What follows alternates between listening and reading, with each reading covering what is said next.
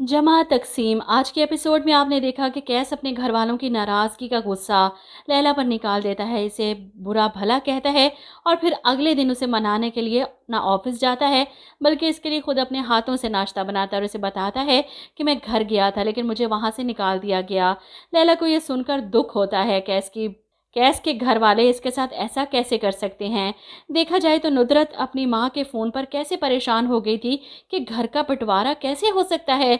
इसके शोहर ने सही ताना मारा था इसे कि जब तुम ससुराल से अलग होकर आई थी तो कैसे तुम्हारी अम्मी वो दोनों मुबारकबाद देने आए थे। तुम्हारी अम्मी तो बहुत ही खुश थी और नुदरत के पास सिर्फ एक ही जवाब कि मेरी माँ तो बहुत ही अच्छी हैं, बहुओं का बहुत ख्याल रखती हैं, बेटी बना कर रखा है।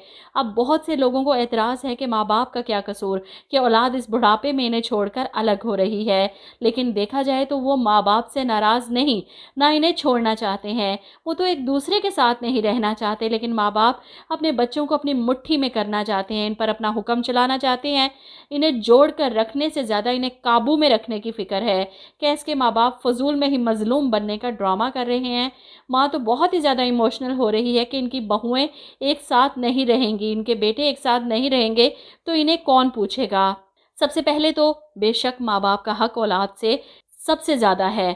जो कुछ माँ बाप अपनी औलाद के लिए करते हैं ना, इसका देन औलाद कभी नहीं दे सकती। लेकिन एक वक्त आता है जब माँ बाप को भी सोचना चाहिए कि इनके बच्चे शादीशुदा हैं, बच्चों वाले हैं, इन्होंने भी अपनी फैमिली आगे लेकर चलनी है। लेकिन वो इन सबको इकट्ठा रखने के चक्करों में भूल जाते हैं कि वो नाइंसाफ़ी कर जाते हैं। कैसे हमीद ने अपने छोटे भाई मजीद को मुफ्त में खाने के ताने दिए और रास्ता तो पहले ही इंतज़ार में थी कि मजीद कब इस घर से अलग हों और इन सब कामों से इसकी जान छूटे।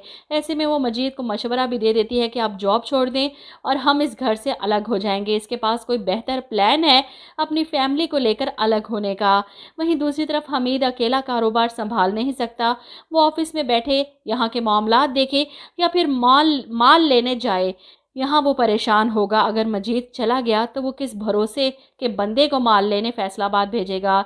इधर निगत ने अपनी असलियत अपने ससुर को दिखा दी, इनके मुंह पर जवाब देकर कि आपको अपनी पड़ी है, मेरे शोहर मेरे बच्चों की परवाह नहीं, मेरे बेटे को घर में घुसने नहीं दिया और आप चाहते हैं कि मैं आपकी और आपकी बेगम की खिदमतें करूं यहाँ बैठकर। इसके जवाब को सुनकर हमीद के वालिद परेशान हो जाते हैं। निगत के तेवर इन्हें दुख देते हैं कि अब वो इस बिखरते हुए आशियाने को नहीं समेट सकते। दोनों मियाँ बीवी को लगता है कि इस फसाद की जड़ सिर्फ लैला ही है। ना वो कैस को लेकर अलग होती और ना ही बाकी बहुओं को हौसला मिलता अलग होने का। ऐसे में कैस की माँ बीमार होकर बिस्तर पर लगी है अपने बेटों के गम में कि कैस तो अपनी बीवी के पीछे लग कर इस घर से चला गया, मेरे बाकी दोनों बेटे ऐसा नहीं करेंगे, मुझे पूरा यकीन है। ऐसे में कैस के वालिद सच्चाई का आईना दिखाते हुए कहते हैं तो फिर दिल को थाम लो, तुम्हारा यकीन बहुत जल्द ज़मीन बोस होने वाला है।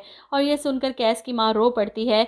ऐसे देखा जाए तो ज़्यादा ही ओवर हो गई है इनकी एक्टिंग। ठीक है, अपनी जगह गलत नहीं है, माँ है, अपने बेटों को खुद से दूर होते देख तड़प रही हैं, लेकिन दोनों मियाँ बीवी गलती पर हैं। तीनों बेटों को इनका हिस्सा देते या अलग घर बना लेते वो, या अपने तीनों बेटों के पास रहते, ये नहीं कर सकते थे। हर एक के पोर्शन को डिवाइड ही कर देते, 3 हिस्सों में 3 किचन बना देते, किसी की ज़िंदगी में कोई दूसरा मुदाखलत ना करता। इतना अच्छा ऑप्शन है। वैसे भी जॉइंट फैमिली सिस्टम तो हमारे इस्लाम में भी नहीं। औरत का पर्दा है, देवर से जेठ से इस चीज़ को समझने की बजाय बहुओं पर इल्ज़ाम लगा दिया जाता है कि वही बुरी आई हैं, मेरे बेटे को लेकर चले गई। मानती हूँ कुछ बहुएं होती हैं ऐसी जो वाकई में ससुराल में आते ही तबाही मचा देती हैं और शोहर को लेकर अलग भी हो जाती हैं लड़ झगड़ कर। लेकिन यहाँ पर मामला अलग है। लैला शादी करके इस घर में खुशी से आई थी, वो इन लोगों के साथ मिलजुल कर रहना चाहती थी, लेकिन इस घर के माहौल ने इसे परेशान कर दिया। ना पकवाते इसे पूरे टब्बर का खाना, 40-40 रोटियां, ना धुलवाते इसे सारे कपड़े, ना करते इस पर तनकीद तंज बातें ताने। वो तो चुपचाप हंस कर सुन रही थी, बर्दाश्त कर रही थी।